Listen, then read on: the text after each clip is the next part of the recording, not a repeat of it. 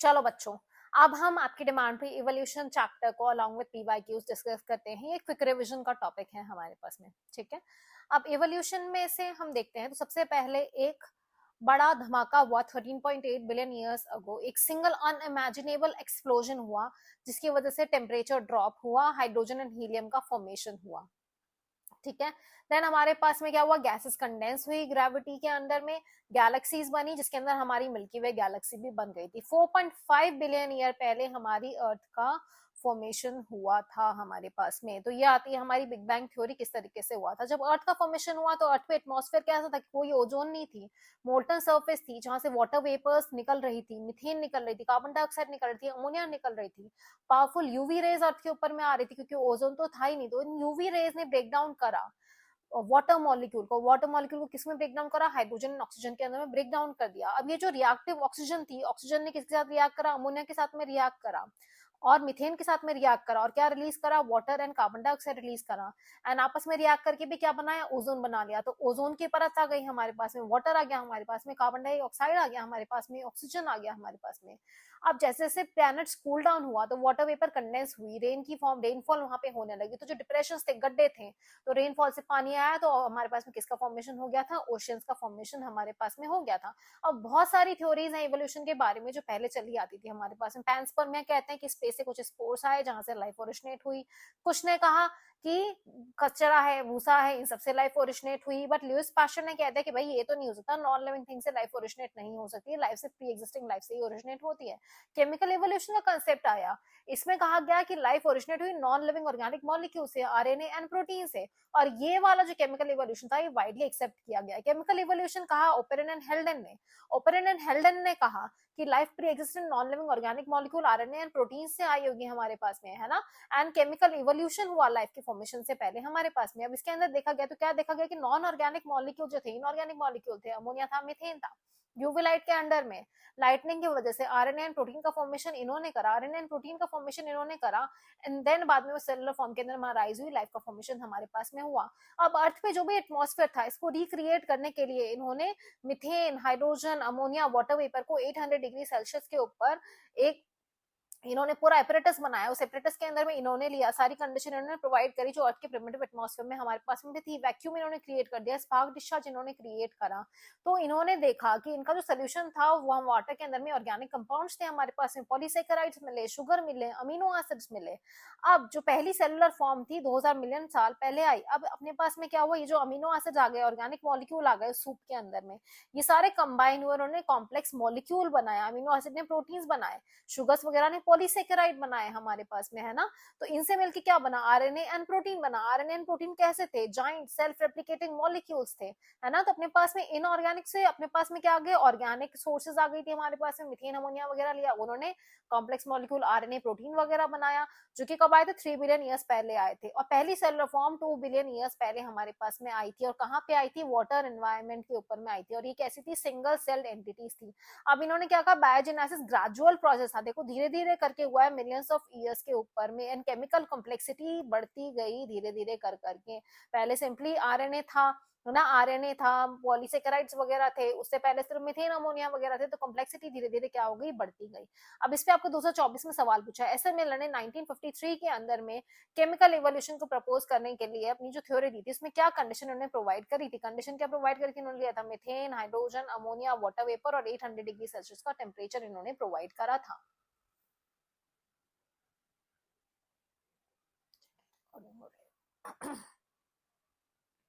अब हमारे पास में स्पेशल क्रिएशन वगैरह ये सब थ्योरी कोई काम की नहीं है। हमारे पास जो इंपॉर्टेंट थ्योरी आती है जिसमें सवाल आते हैं वो आते हैं हमारी चार्ल्स डार्विन की थ्योरी। चार्ल्स डार्विन अपना शिप एचएमएस बीगल लेके निकले थे, एचएमएस बीगल लेके निकले और इन्होंने क्या करा, गैलापागोस आइलैंड वगैरह पे ये पहुंचे। तो इन्होंने एनालाइज करा, इन्होंने बोला कि अर्थ की जो जियोलॉजिकल हिस्ट्री है वो बायोलॉजिकल हिस्ट्री के साथ में कोरिलेट करती है। अल्फ्रेड वेलेस जो कि एक नेचुरलिस्ट थे, जो ऑलरेडी मलाया आर्चिपेलागो आइलैंड्स के ऊपर में काम करे थे, उन्होंने भी इंडिपेंडेंटली सेम ऑब्जर्वेशन देखी थी।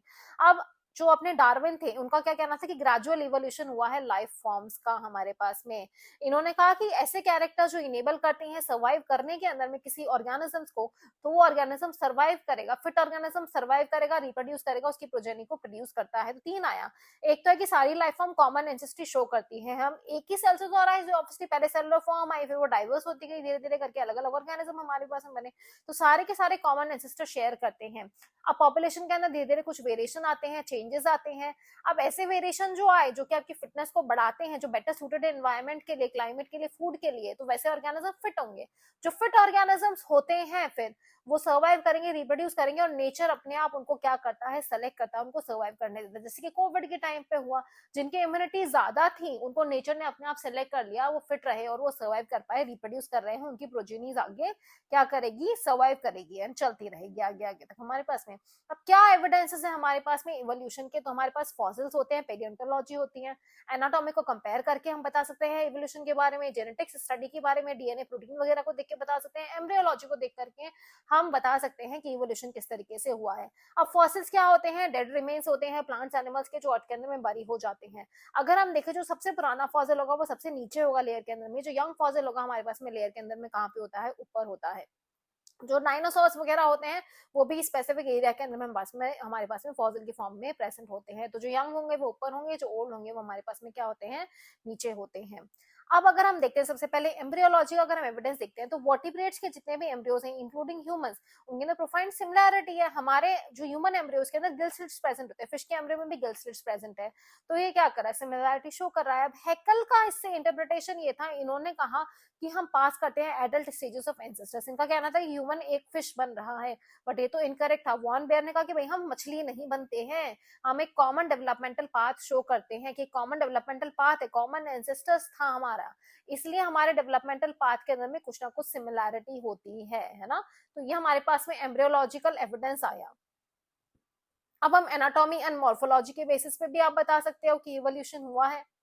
अच्छा, ये एक और डायग्राम है। इस डायग्राम में क्या है, डायनासोर्स का फैमिली ट्री बताया है। तो आपको पता चल रहा है जो पुराने डायनासोर्स थे उनसे ही क्रोकोडाइल एंड बर्ड्स जो है वो ओरिजिनेट हुए हैं, है ना।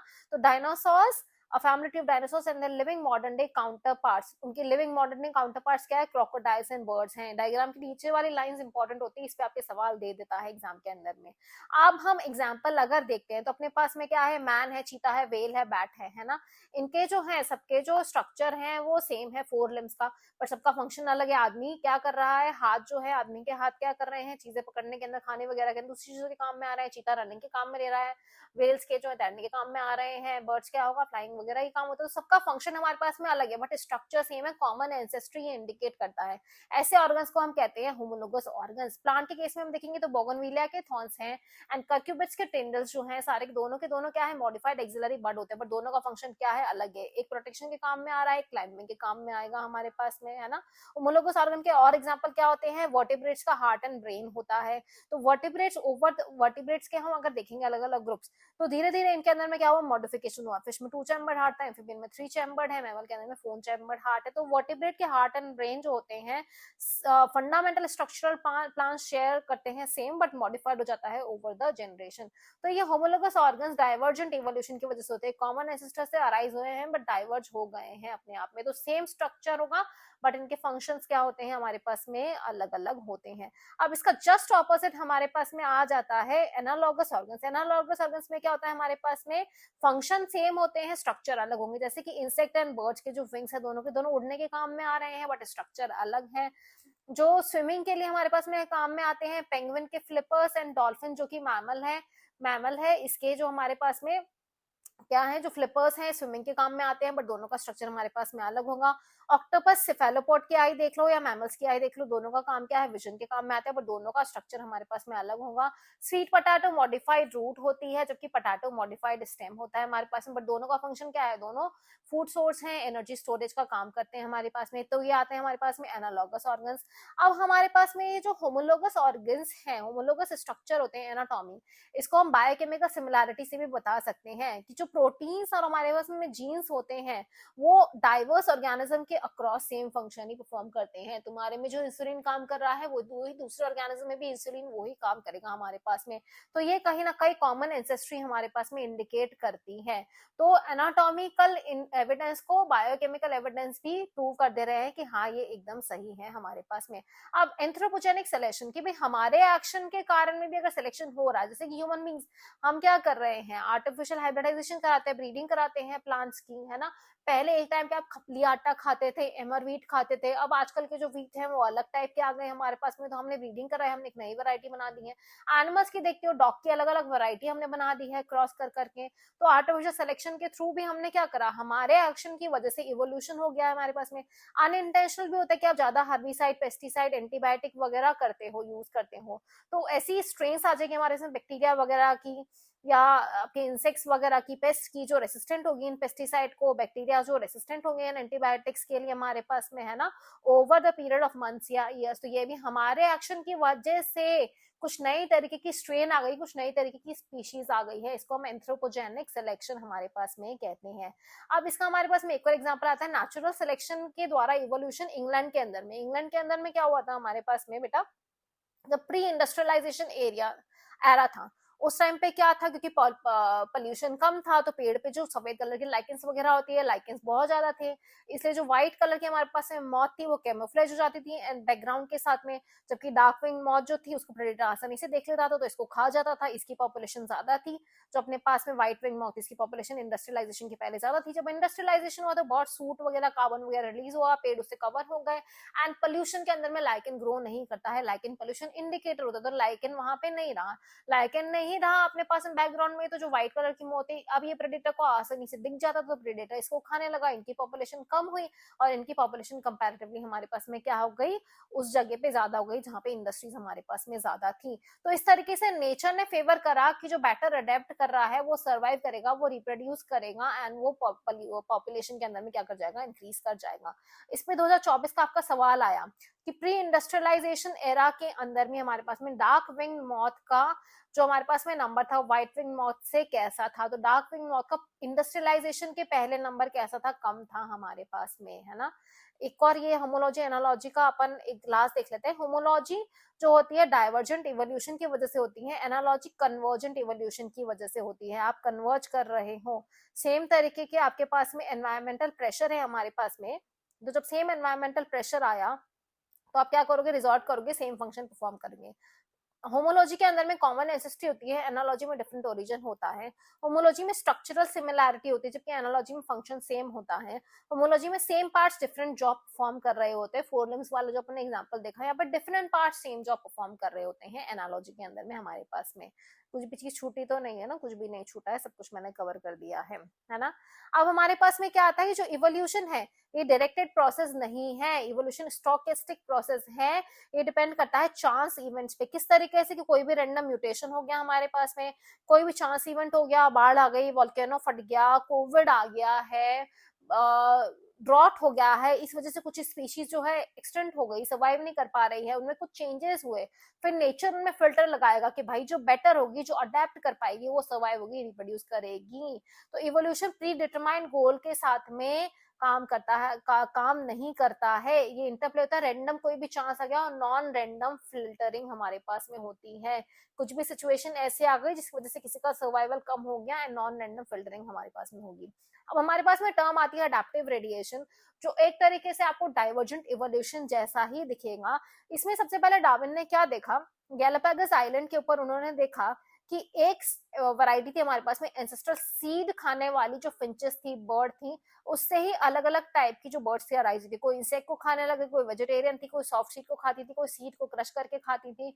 तो एक स्टॉक से हमारे पास में अलग अलग वैरायटी आई, ताकि वो अलग अलग नीश जो है वहां पे इकोलॉजिकल नीश को ऑक्यूपाई कर पाए, एंड सारी की सारी अपन ने पढ़ा था ना, रिसोर्स पार्टिसिपेटिंग साथ में मिलके वहां पे सर्वाइव कर पाए। अगर एक ही तरीके का खाना खाएंगे तो सब आपस में लड़ेंगी, एंड कॉम्पिटिशन होगा जो कि नेगेटिव रहेगा हमारे पास में। तो अडैप्टिव रेडिएशन क्या है, evolution of different species in a given geographical area.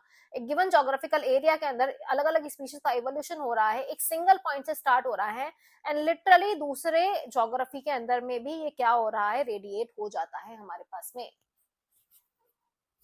अब इस पे ही आपका 2025 में सवाल आया, आपसे पूछा है in his observation of small black bird in Galapagos island Darwin ने फाइंड करा दैट सारी फिंचेस एक ओरिजिनल एंसेस्टर से अरोज रही। तो वो ओरिजिनल एंसेस्टर कौन सा था, तो वो कौन सा था, सीड ईटिंग फिंच था हमारे पास में। 2025 का ये आपके पास में सवाल था। आपको पूछा define convergent evolution, define divergent evolution, तो ये आप अपनी भाषा में बता सकते हो कि कॉन्वर्जेंट क्या होता है, जब एक पॉइंट पे हो रहा है हमारे पास में, है ना, कि अलग सेम हमारे पास में क्या है, फंक्शन है, अलग अलग स्ट्रक्चर है। डाइवर्जन मतलब एक कॉमन एंसेस्टर से अराइज हो रहा है हमारे पास में, तो स्ट्रक्चर सेम है, फंक्शन हमारे पास में अलग अलग है। तो which category of evolution, divergent and convergent, does the following relationship belong to, human and rhesus macaque monkey. तो human and rhesus macaque monkey common ancestor share करते हैं, तो ये हमारे पास में डाइवर्जेंट इवोल्यूशन का एग्जांपल लाएगा। सेम कॉन्वर्जेंट एंड डाइवर्जेंट में आपको डिफरेंशिएट करने को बोल दिया था, है ना। अब हमारे पास में ये आता है, जब हम बात कर रहे हैं अडेप्टिव रेडिएशन की, तो एक कॉमन एंसेस्ट्रल स्टॉक था हमारे पास में ऑस्ट्रेलियन मार्सुपियल का। जब आइसोलेशन अलाउ करता है एक सिंगल लीनिएज पूरे कॉन्टिनेंट को भर पाए, भाई एक आइलैंड पे तुम लोग फंस गए हो, कोई भी नहीं है, सिर्फ तुम ही हो वहां पे, तो तुम ही वहां पे सर्वाइव करोगे, तो अलग अलग टाइप की पॉपुलेशन तुमसे ही तो बनेगी ना। तो एंसेस्ट्रल मार्सुपियल स्टॉक से ही था, सारे जो थे, कैंगारू है, कोयला है, एंट ईटर है, सब कुछ हमारे पास में आए थे। एंड डाइवर्जेंट इवोल्यूशन का ही एक तरीके का टाइप हो गया, डाइवर्ज करके इन्होंने क्या करा, पूरे आइलैंड को फिल कर दिया था। यही डायग्राम यहाँ पे गिवन है आपको कि मार्सुपियल रेडिएशन हुआ, tiger cat, sugar slider, marsupial mole, koala, ये सब हमारे पास में बन गए। तो ये अडेप्टिव रेडिएशन ऑफ मार्सुपियल्स है ऑस्ट्रेलिया के अंदर में हमारे पास में।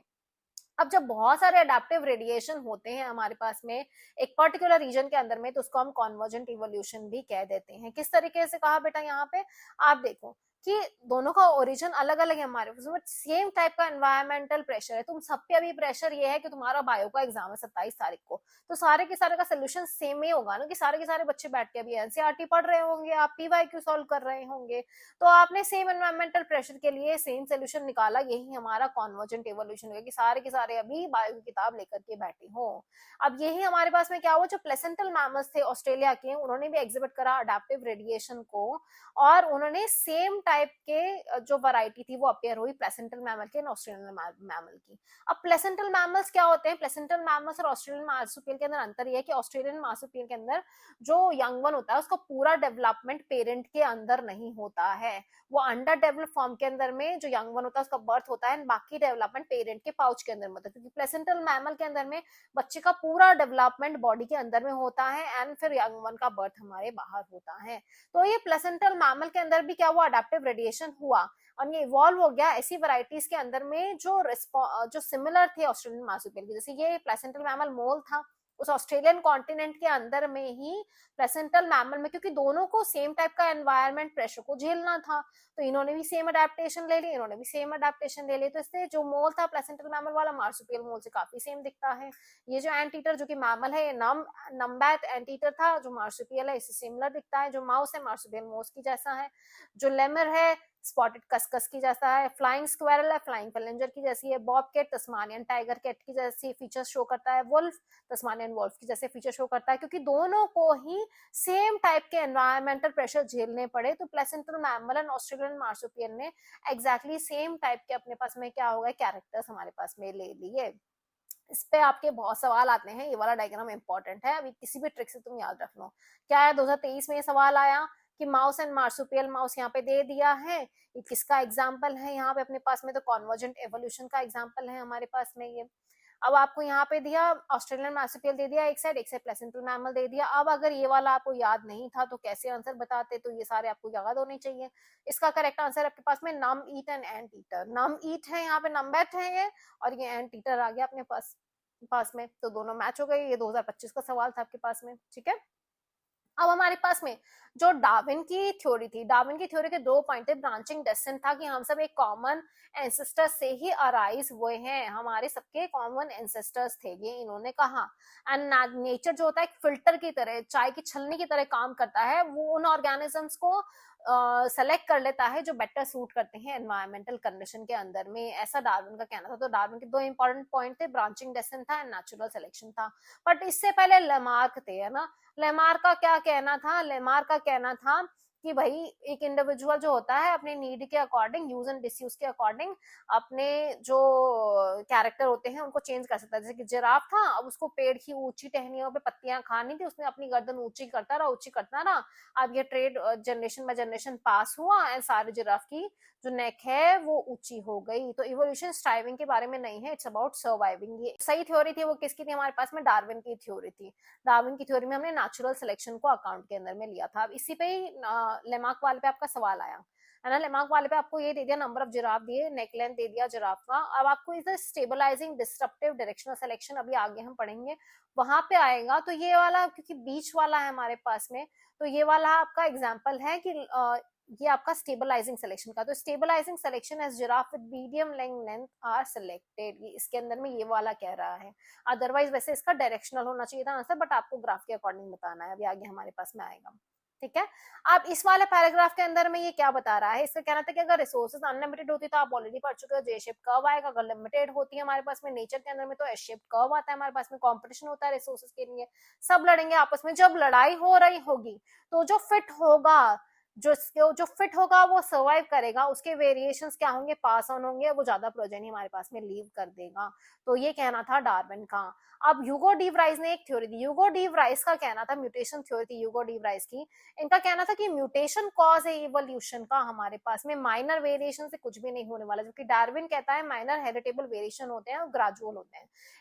ह्यूगो डी व्राइस का कहना था म्यूटेशन रैंडम होते हैं, सडनली कहीं से भी, और डायरेक्शन लेस, कोई डायरेक्शन नहीं होता है। जबकि डार्विन का कहना था कि वेरिएशंस होते हैं स्मॉल और डायरेक्शनल होते हैं हमारे पास में। डार्विन ने कहा था कि इवोल्यूशन ग्रेजुअल होता है, डी व्राइस ने कहा कि सडनली एक रात आप उठोगे और म्यूटेशन की वजह से नई स्पीशीज बन जाएगी, सॉल्टेशन होता है। इसका कहना था सिंगल लार्ज एक म्यूटेशन होता है हमारे पास में, है ना।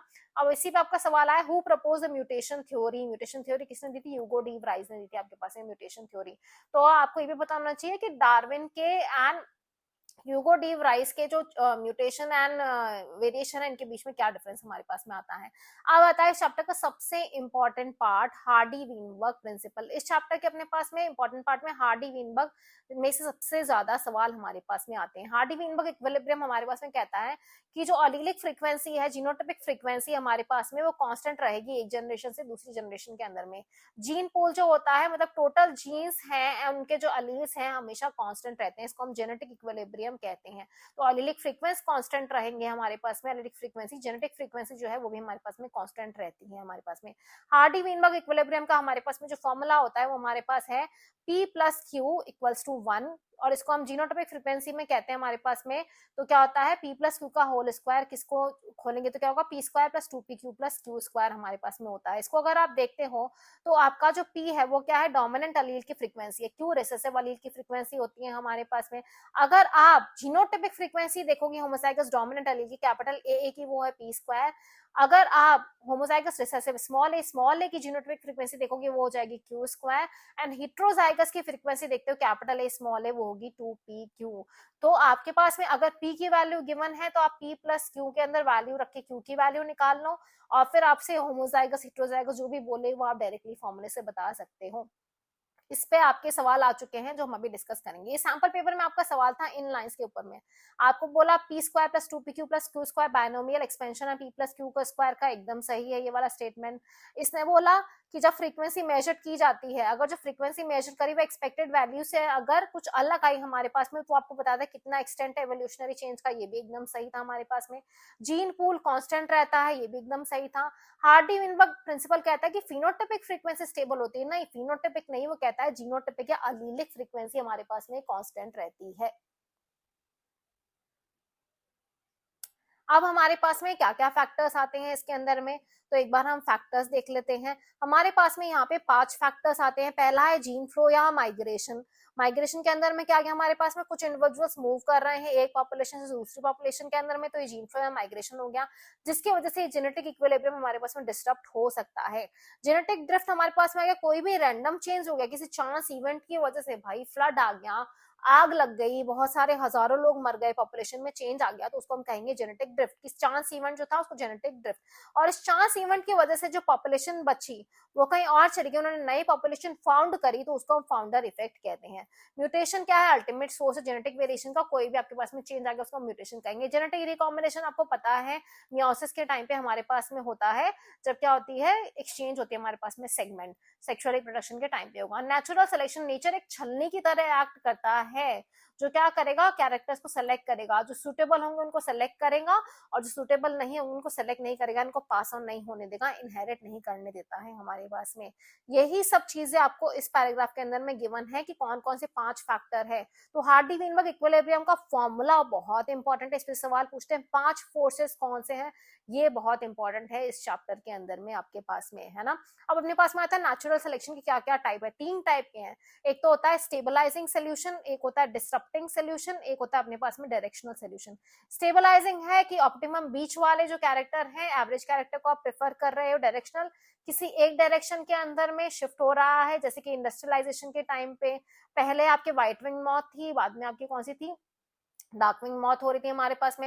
एंड 2 पीक्स जब दोनों ही कैरेक्टर जो हो रहे हैं फेवर किए जा रहे हैं, वो डिसरप्टिव सिलेक्शन होगा। ये वाला सवाल भी बहुत इंपॉर्टेंट है, आपसे पूछा है। How does the process of natural selection affect Hardy-Weinberg equilibrium. Natural selection पहले हार्डी-वीनबर्ग इक्विलिब्रियम को कैसे अफेक्ट करता है, और ग्राफ की मदद से बताओ। तो आपको ये तीनों टाइप एक्सप्लेन कर रहे हैं, एक एक लाइन जो आपकी एनसीईआरटी में गिवन है, और एक ग्राफ आपको बनाना है। 2025 का ये आपके पास में सवाल था। अब हमारे पास में हार्डी-वीनबर्ग वाले पे क्या सवाल आया, अगर एक नेचुरल पॉपुलेशन में 50 इंडिविजुअल है, ठीक है, आपको जीन फ्रीक्वेंसी दी है कैपिटल ए अलील की, आपको जीनोटाइपिक फ्रीक्वेंसी निकालनी है कैपिटल ए स्मॉल ए की। कैपिटल ए की आपके पास में जीन फ्रीक्वेंसी दी है, मतलब आपको पी गिवन है 0.6, तो आप P plus Q equals to 1 से आप निकाल सकते हो, क्यू क्या हो जाएगा 0.4। हिट्रोजाइगस की आपको फ्रीक्वेंसी बोली है, तो वो क्या होती है 2 पी क्यू होती है, तो आप डायरेक्टली लगा दो 2 के अंदर पी और क्यू की वैल्यू पुट कर दो, 0.48 आपका यहाँ पे आंसर आ जाएगा। तो बहुत आसान सवाल अपने पास में इसके अंदर से इस तरीके से आते हैं। अब अपने पास में क्या है, सेम यहाँ पे भी आपको दे दिया, इतना लंबा चौड़ा डायग्राम बना के। 2023 का सवाल था, जिसमें आप देख के कंफ्यूज जाते, घबरा जाते, आखिर ये क्या है। पॉपुलेशन 1 आपको दी है, पॉपुलेशन 2 आपको दी है। 1 में आप देख रहे हो तो अपने पास में किसका नंबर ज्यादा है, हमारे पास में ये जो लाइट वाले थे इनका नंबर ज्यादा है, ब्लैक वाले का नंबर कम है। इधर आप देख रहे हो कि आपके पास में माइग्रेशन ऑफ बर्ड्स हुआ है, 2 नई बर्ड्स आई है। अब आपको यहाँ पे क्या बोला है, the frequency of the recessive trait is 9% in population 1। यहाँ पे पॉपुलेशन 1 में रेसेसिव ट्रेट स्मॉल ए की फ्रीक्वेंसी क्या है अपने पास में 9% है हमारे पास में। तो आपको बोला है होमोजाइगस डोमिनेंट की फ्रीक्वेंसी निकालो। होमोजाइगस डोमिनेंट की फ्रीक्वेंसी मतलब पी स्क्वायर निकालने को बोला है। हिट्रोजाइगस डोमिनेंट की फ्रीक्वेंसी मतलब 2pq निकालने को बोला है। अब तुम्हें ए की फ्रीक्वेंसी गिवन है 9%। 9% मतलब क्या हो गया, आपके पास में स्मॉल ए की फ्रीक्वेंसी गिवन है, दैट मींस आपको क्यू स्क्वायर गिवन है 0.09 यहाँ पे, है ना। क्यू स्क्वायर हमें गिवन है 0.09, तो हम क्यू की वैल्यू निकाल सकते हैं, जो कि हो जाएगा 0.6 हमारे पास में। क्यू की वैल्यू निकाल ली तो p प्लस क्यू के अंदर आप क्यू की वैल्यू पुट कर दो, तो आपके पास p की वैल्यू आ जाएगी, जो हो जाएगी 0.7 हमारे पास में। जब p की वैल्यू आ गई तो p स्क्वायर आप निकाल सकते हो, है ना, 0.49 आ जाएगा, और 2pq की वैल्यू भी आप निकाल सकते हो, p एंड q की वैल्यू यहाँ पे पुट करके। अब इसमें आपको सेकंड सवाल पूछा, name the mechanism of evolution जो ऑपरेट हुआ होगा ताकि पॉपुलेशन टू इवॉल्व हो पाए। तो आपको पता है यहाँ पे क्या है, mechanism of evolution, migration of birds, gene flow यहाँ पे हुआ है हमारे पास में, है ना। अब समझ आया मैंने क्यों बोला कि वो जो 5 पॉइंट है इंपॉर्टेंट है आपके पास में। 5 पॉइंट कौन कौन से थे हमारे पास में, माइग्रेशन या gene flow, genetic drift, mutation, genetic recombination and natural selection. ये 5 फैक्टर्स हार्डी-वीनबर्ग इक्विलिब्रियम को इम्पैक्ट करते हैं अपने पास में, है ना। अब इसमें से और क्या क्या सवाल आए हमारे पास में, हम देखते हैं। ये वाला सवाल है। अच्छा, अब ना आजकल ऐसे डायरेक्ट सवाल नहीं पूछता, इनडायरेक्ट सवाल पूछता है, कुछ भी दे देगा और तुम कहोगे डेटा तो एनसीईआरटी में कहीं पे भी नहीं है। वो यही देखना पाता चाहता है कि एनालाइज कर पाओगे या नहीं कर पाओगे। पूरा पैराग्राफ दिया, इसने कहा कि मोस्ट कन्विंसिंग एविडेंस है इवोल्यूशनरी रिलेशनशिप को ट्रेस करने के लिए ह्यूमन एंड डिफरेंट ग्रुप में come from the basic similarities जो कि हम मॉलिक्यूलर लेवल पे देते हैं। अब इसने बोला कि ये आप टेबल को स्टडी करो, यहाँ पे दे रखा है number of amino acid difference in haemoglobin with that of human. तो मकाक एंड ह्यूमन की हीमोग्लोबिन कितना अमीनो एसिड का डिफरेंस है, 8 का है ना। डॉग इसमें 32 का है, इसमें बर्ड्स का ह्यूमन के साथ में 45 का है, फ्रॉक का ह्यूमन के साथ 67 है, लैम्प्रे का 127 है। अब इसने बोला कौन सी कैटेगरी ऑफ इवोल्यूशन में ह्यूमन एंड मकाक का कंपेयर करो तो बिलोंग करेगा। तो क्योंकि बहुत सिमिलैरिटी हमारे पास में है तो क्या है, डाइवर्जेंट इवोल्यूशन नहीं कहेंगे हम, ह्यूमन एंड फ्रॉग का कहेंगे तो भी सिमिलैरिटी है ना हमारे पास में, क्योंकि स्ट्रक्चर तो सेम है, इसको हम डाइवर्जेंट इवोल्यूशन ही कहेंगे, हम कॉन्वर्जेंट नहीं कहेंगे यहाँ पे, है ना, क्योंकि नंबर ऑफ अमीनो एसिड का डिफरेंस हमारे पास में शो कर रहा है। तो सेम हीमोग्लोबिन का स्ट्रक्चर था हमारे पास में। How do the biochemical similarities in haemoglobin suggest the evolutionary relationship between human, frog and lamprey. Biochemical similarity जो है हीमोग्लोबिन की क्या शो करती है हमारे पास में, ये इंडिकेट करती है कि हम किसी कॉमन एंसेस्टर से अराइज हुए हैं, तभी तो हीमोग्लोबिन का स्ट्रक्चर हमारे पास में सेम है, बट डिग्री ऑफ सिमिलैरिटी हमारे पास में अलग अलग है। जैसे मकाक सबसे ज्यादा सिमिलैरिटी शो कर रहा है, लैम्प्रे सबसे कम शो कर रहा है। Which one of the two lamprey or macaque is more closely related to humans? Macaque is more closely related as there is difference of only 8 amino acids, सिर्फ 8 amino acid का difference है। Frog and dog में से कौन सा ज्यादा closely related है, तो देखो फ्रॉग का कितना 67 डिफरेंस है, डॉग का 32, तो डॉग ज्यादा क्लोजली रिलेटेड है। तो आपको खुद को सवाल को पढ़ के एनालाइज करके आंसर देना है, इस तरीके से पूछने हैं आपसे सवाल। 2025 का ये एक और सवाल था, इतनी लंबी चौड़ी आपको टेबल दे दी, आपको परसेंटेज सिमिलैरिटी बताई ह्यूमन की इन सारे वर्टेब्रेट्स के साथ में। आपसे पूछा क्या टर्म यूज होगी for the substitution of new gene for the old one and the new allele arising from the old one. नए जीन को ओल्ड वन से सब्स्टिट्यूशन के लिए क्या टर्म हम यूज करते हैं, म्यूटेशन टर्म हम काम में लेते हैं। पूछा which one of the following holds true for the data provided in the table. तो आप देख रहे हो डेटा जो प्रोवाइड करा है हमारे पास में टेबल के अंदर में परसेंटेज सिमिलैरिटी यहाँ पे शो करी है। तो जितना ज्यादा हमारे पास में इवोल्यूशनरी डिस्टेंस होगा उतना ज्यादा नाइट्रोजन बेसिस के अंदर में डिफरेंस होगा ऑब्वियसली, क्योंकि हमारे पास में क्या है, सिमिलैरिटी कम होगी हमारे पास में, तो ये अपना सही आंसर हो जाएगा। जितना कॉमन एंसेस्ट्री हमारे पास में कम होगी, जितना इवोल्यूशन के अंदर में वो एक दूसरे से दूर है, उतना ज्यादा डिफरेंसेस आता जाएगा नाइट्रोजनस बेसिस के अंदर में, तो ये हमारा आंसर होगा। सेम इस तरीके से आपको दिया हीमोग्लोबिन एंड साइटोक्रोम सी का जो कंजर्व सीक्वेंस होता है वो हाईली कंजर्व्ड होता है हमारे पास में। ये बेस्ट बायोकेमिकल एविडेंस प्रोवाइड करता है एवोल्यूशनरी रिलेशनशिप को ट्रेस करने के लिए। साइटोक्रोम सी 104 अमीनो एसिड का बना हुआ होता है, रेस्पिरेटरी पिगमेंट है। बेटा अब ये इतना सब कुछ दिया है, इसका कुछ लेना देना नहीं है जो तुमसे सवाल पूछा है, आपको टेबल एनालाइज करनी है। टेबल में आपने देखा ह्यूमन एंड कंगारू के अंदर में बताया कि 125 मिलियन ईयर का गैप है हमारे पास में। न्यूक्लियोटाइड्स का डिफरेंस कितना आया, 100 हमारे पास में न्यूक्लियोटाइड का अंतर था ह्यूमन एंड कंगारू में। ह्यूमन एंड क्रो में 75 का अंतर था, ह्यूमन एंड रॉडेंट में सबसे कम था 60 मिलियन ईयर। आप देख रहे हो जैसे जैसे टाइम बढ़ रहा है, टाइम के साथ में न्यूक्लियोटाइड का डिफरेंस भी हमारे पास में बढ़ता जा रहा है। तो जितना टाइम डिफरेंस है उतना ज्यादा ही न्यूक्लियोटाइड का डिफरेंस हमारे पास में नजर आ रहा है इवोल्यूशन के अंदर में। अब इसी पे सवाल आपका पूछा, time of separation of two groups, दो ग्रुप्स के इवोल्यूशन में सेपरेशन का जितना टाइम, अगर एक यहाँ पे इवॉल्व हुआ है 2 मिलियन ईयर्स पहले, तो दूसरा अगर अभी 100 साल पहले आए, तो दोनों में डिफरेंस बहुत ज्यादा है। तो जितना ज्यादा डिफरेंस होता है न्यूक्लियोटाइड में भी इनके डिफरेंस होता है। तो जितना ज्यादा सेपरेशन टाइम है उतना ज्यादा ही न्यूक्लियोटाइड का डिफरेंस है। यहाँ पे सेपरेशन ज्यादा है 125 है, तो न्यूक्लियोटाइड का डिफरेंस भी ज्यादा है। यहाँ सेपरेशन कम है तो न्यूक्लियोटाइड का डिफरेंस भी हमारे पास में कम होता है। What do you infer about the type of evolution human and kangaroo. Human and kangaroo के अंदर में क्या इवोल्यूशन का टाइप है, ह्यूमन एंड रोडेंट के अंदर में, दोनों के अंदर में ही डाइवर्जेंट इवोल्यूशन है, कहीं ना कहीं कॉमन एंसेस्टर से अराइज हुए हमारे पास में, तभी तो डिफरेंसेस है बट स्ट्रक्चर हमारे पास में फिर भी सेम है। तो ये डाइवर्जेंट इवोल्यूशन का ही एग्जांपल है अपने पास में। तो इस तरीके से आपको एनालिसिस वाले सवाल देते हैं तो रटने वाला काम ही नहीं आएगा। अब आपके पास में आता है कि 2000 मिलियन ईयर्स पहले हमारे पास में पहली cellular form of life arise हुआ था। इनमें से कुछ सेल में कैपेबिलिटी थी ऑक्सीजन को रिलीज करने की हमारे पास में। आगे बढ़ने से पहले एक बार मैं ये आपको बता देती हूँ, ये इवोल्यूशन ऑफ प्लांट्स आपको बताया गया है। इसके अंदर में अगर आप देखोगे तो सबसे पहले क्लोरोफ्लाइट्स आए जो एल्गी वगैरह होते हैं वाटर के अंदर में अराइज हुए। इनसे ट्रैकियोफाइट्स हमारे पास में आए, जाइलम एंड फ्लोएम जिनके अंदर में आ गए थे हमारे पास में। यहाँ पे देखोगे तो आपके पास में ब्रायोफाइट्स सबसे पहले अराइज हुए थे। ट्रैकियोफाइट्स में हमारे पास में क्या है, टेरिडोफाइट्स आ गए जिनमें जाइलम एंड फ्लोएम थे। टेरिडोफाइट्स के अंदर आपके पास में ये लाइकोपोड्स आ गए, फर्न्स है हमारे पास में, ये टेरिडोफाइट्स में आ गए। हॉस्टल्स भी टेरिडोफाइट के अंदर हमारे पास में आए। अब इसके अंदर आप देखोगे तो पहले प्रोजिम्नोस्पर्म हमारे पास में आए। प्रोजिम्नोस्पर्म के बाद सीड फर्न आए जो कि कनेक्टिंग लिंक थे हमारे पास में। अब इधर आप देखते हो तो ये जो आपके पास में गिंकोस, कॉनिफर्स, साइकेड्स, नीटल्स, ये सारे जिम्नोस्पर्म आए। सबसे पहले ब्रायोफाइट्स आए, देन टेरिडोफाइट्स आए, तो जिम्नोस्पर्म आए हमारे पास में। यहाँ पे आप देख रहे हो तो क्रिटेशियस पीरियड में डाइकॉट आ गए हैं हमारे पास में। एंड ऊपर जो सीनोजोइक एरा था हमारे पास में, यहाँ पे मोनोकॉट अराइज हो गए हैं। जुरासिक पीरियड वो था जब आपके जो जिम्नोस्पर्म थे वो डोमिनेट कर रहे थे। एंड एंजियोस्पर्म कौन से पीरियड के अंदर में अराइज होते, क्रिटेशियस में अराइज होते हैं। और कौन से आए थे, सबसे पहले डाइकॉट्स आए थे हमारे पास में। तो ये आपके पास में प्लांट का इवोल्यूशन का चार्ट यहाँ पे गिवन है अपने पास में। अब हमने देखा कि हमारे पास सबसे पहली सेलुलर फॉर्म ऑफ लाइफ आ गया था। इसमें से आपने देखा कि 500 मिलियन ईयर्स पहले इनवर्टिब्रेट्स हमारे पास में आ गए थे। 350 मिलियन साल पहले हमारे पास में पहली जॉलेस फिश आई थी हमारे पास में।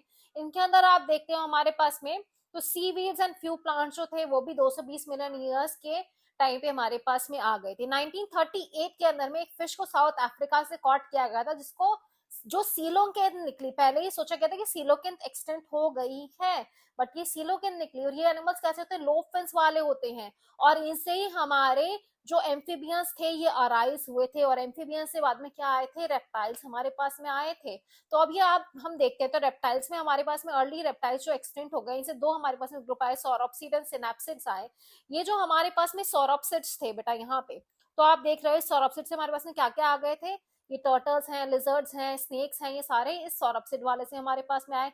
इसी से अपने पास में इधर डायनासोर्स आ गए, एंड डायनासोर्स से बाद में हमारे पास में डायनासोर्स एक्सटेंट हुए। इनके आगे के जो अभी जो हम देख सकते हैं इनसे रिलेटेड वो कौन है, क्रोकोडाइल हमारे पास में एंड बर्ड्स हमारे पास में है। इधर आप देखते हो तो ये भी सिनाप्सिड्स किसके अंदर, पेलिकोसॉरस आ गया हमारे पास में, थेराप्सिड्स आ गया जो अब एक्सटेंट हो चुके हैं। जब डायनासोर्स एक्सटेंट हो गए हमारे पास में तो इसके बाद में ये जो मैमल्स थे, मैमल्स ने हमारे पास में यहाँ पे क्या कर लिया था, डोमिनेट कर लिया था अपने पास में। तो सिनाप्सिड से मैमल्स अराइज हुए थे, सौरोप्सिड से आपके जो स्नेक्स थे, लेजर्ड, टर्टल वगैरह अराइज हुए थे हमारे पास में। एंड डायनासोर्स जो थे, डायनासोर से आगे जाके क्रोकोडाइल एंड बर्ड्स, इनके हमारे पास में जो बोल सकते हैं आगे आने वाली जनरेशन हमारे पास में बनी थी। डायनासोर एक्सटेंट हुआ तो मैमल्स आ गए हमारे पास। डायनासोर ने कब डोमिनेट करा था, ट्रायसिक जुरासिक क्रिटेशियस पीरियड के अंदर में डायनासोर ने अर्थ के ऊपर में डोमिनेट करा था हमारे पास में। तो पहले एम्फीबियन आया, एम्फीबियन से हमारे पास में रेप्टाइल्स यहाँ पर आए थे। अब इनमें से कुछ लैंड रेप्टाइल जो थे वापस पानी के अंदर में चले गए थे एंड फिश लाइक रेप्टाइल के अंदर में इवॉल्व हो गए, जिसमें एग्जांपल है इक्थियोसॉरस 200 मिलियन ईयर्स पहले। सैंपल पेपर में इस पे से आपके पास में सवाल आया था। लैंड रेप्टाइल कौन थे, डायनासोर थे, है ना। डायनासोर के एक्सटेंट होने के बाद में मैमल्स ने क्या कर दिया, अर्थ पे पूरा अपना साम्राज्य जमा लिया। 65 मिलियन ईयर्स पहले डायनासोर सडनली डिसअपियर हो गए, हमें नहीं पता क्यों हुए थे। इनमें डायनासोर में सबसे बड़ा कौन सा था, टिनोसॉरस रेक्स था, जो 20 फीट का था हाइट में, डैगर की जैसे टीथ थे इसके। कुछ मैमल्स होली वाटर के अंदर में भी रहते हैं पूरी तरीके से, जैसे कि वेल्स हो गया, डॉल्फिन्स हो गया, सील्स है, सी काउस है। ये हालांकि मैमल्स है पर पानी के अंदर में हमारे पास में रहते हैं। अब हमारे पास में आता है origin and evolution of man.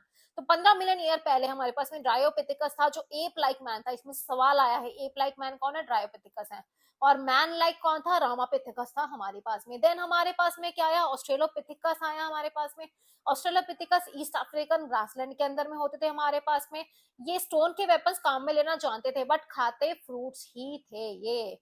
Then इसके बाद में हमारे पास में आए जीनस होमो के अंदर में सबसे पहले आया होमो एबिलिस, जो 2 मिलियन ईयर्स पहले आया हमारे पास में। देन आया होमो इरेक्टस 1.5 मिलियन ईयर पहले, एंड देन आया निएंडरथल 100 के ईयर्स पहले हमारे पास में आया था। होमो एबिलिस की ब्रेन कैपेसिटी कितनी थी, 650 से 800 सीसी थी। होमो इरेक्टस की 900 सीसी थी। निएंडरथल की ज्यादा थी, 1400 सीसी थी।